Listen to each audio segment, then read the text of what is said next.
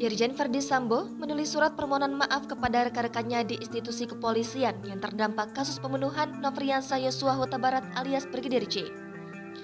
Dalam surat itu, ia meminta maaf kepada senior, rekan perwira tinggi, perwira menengah, perwira pertama, dan rekan bintara polisi.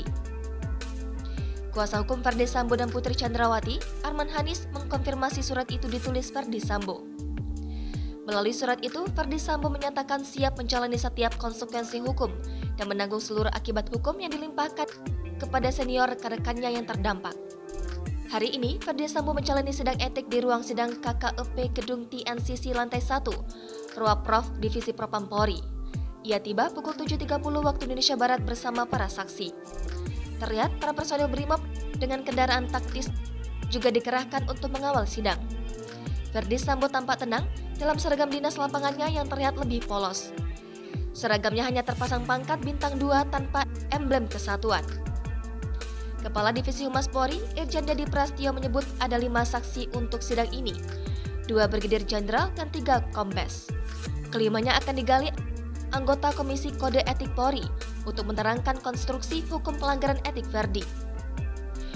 2 jenderal tersebut adalah Kepala Biro Pengamanan Internal Divisi Profesi dan Pengamanan Polri, Brigjen Hendra Kurniawan, dan ex-Karoprovos Brigjen Beni Ali.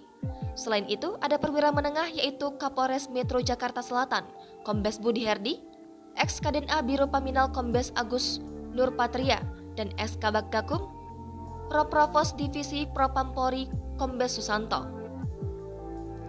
Sidang etik ini dipimpin langsung Kepala Badan Intelijen dan Keamanan Polri Komjen Ahmad Doviri yang dihadiri oleh anggota komisi yang terdiri dari Inspektur Pengawasan Umum Komjen Agung Budi, kemudian Kepala Divisi Propam Polri Irjen Syahar Diantono, Gubernur Perguruan Tinggi Ilmu Kepolisian Irjen Pol Yazid Fanani, dan Irjen Pol Rudolf.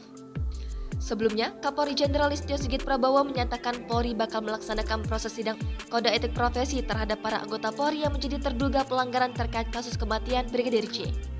Listio menjanjikan bahwa proses sidang etik ini akan selesai dalam 30 hari. Jangan lupa subscribe, share, komen, dan like ya!